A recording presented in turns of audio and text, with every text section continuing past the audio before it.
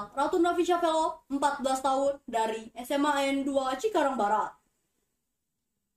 yang akan menemani Anda selama 5 menit ke depan dengan berita seputar Jabar, menumbuhkan investasi pada kawasan Rebana dan Jabar Selatan.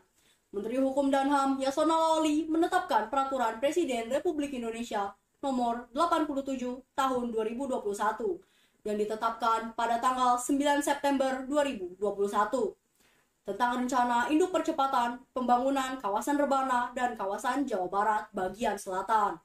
Kawasan Rebana yang dimaksud meliputi Kabupaten Subang, Kabupaten Sumedang, Kabupaten Indramayu, Kabupaten Majalengka, Kabupaten Cirebon, Kota Cirebon, dan Kabupaten Kuningan.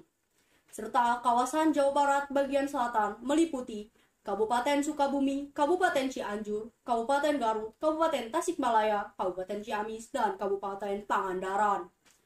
Menimbang hal tersebut, perlu adanya penetapan peraturan presiden tentang percepatan pembangunan kawasan Rebana dan kawasan Jawa Barat bagian selatan, serta dilakukan langkah-langkah strategis dan terintegrasi secara terarah, fokus, terukur, serta tepat sasaran. Hal tersebut dilakukan melalui penyediaan infrastruktur untuk menumbuhkan investasi yang berdampak pada peningkatan perekonomian nasional yang terintegrasi dan berkelanjutan. Pendanaan tersebut berasal dari anggaran pendapatan dan belanja negara, anggaran pendapatan dan belanja daerah, kerjasama pemerintah dengan badan usaha, atau sumber pembiayaan lain yang sah sesuai dengan ketentuan peraturan perundang-undangan. Diharapkan pembangunan tersebut dapat terlaksana sesuai dengan pedoman pendampingan dan penyelesaian pembangunan kawasan Rebana dan kawasan Jawa Barat bagian selatan. Peminat e-commerce dan aplikasi online delivery membludak dampak lifestyle pasca pandemi. Masa pandemi melumpuhkan hampir seluruh sektor, utamanya pada sektor pariwisata yang terus mengalami penurunan. Sektor tersebut memiliki 3 kategori produk wisata, yaitu wisata budaya dan sejarah, wisata kuliner dan belanja, serta wisata desa dan kota. Sektor wisata merupakan salah satu sektor yang penting dalam penggerakan perekonomian Indonesia yang menjadi bagian dari perekonomian global. Adanya pembatasan sosial berskala besar dan penutupan pintu akses keluar masuk negara mengakibatkan penurunan pendapatan negara di sektor pariwisata sebesar 20,7 miliar.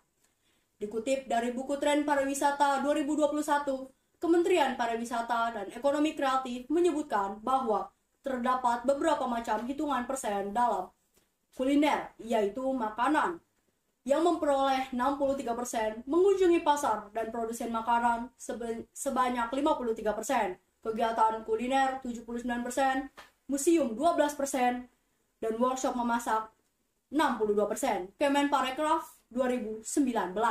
Untuk itu, ada berbagai cara yang dilakukan untuk menyelamatkan pariwisata Indonesia.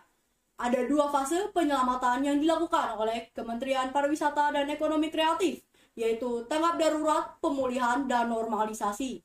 Hampir 60% usaha sudah menerapkan pemasaran via online, sementara di kabupaten masih 48%. Sekitar 70% orang menggunakan layanan online delivery, take away, dan catering. Di masa pandemi COVID-19, maka sudah seharusnya pihak restoran memberikan layanan take away dengan menerapkan contactless service. Dengan begitu, kesadaran untuk patuh dan meningkatkan standar protokol kesehatan akan semakin kuat.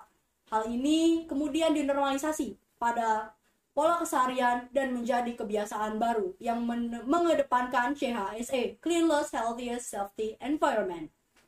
Saya Ratu Nafisha Velo, pamit undur diri. Selamat pagi, selamat beraktivitas.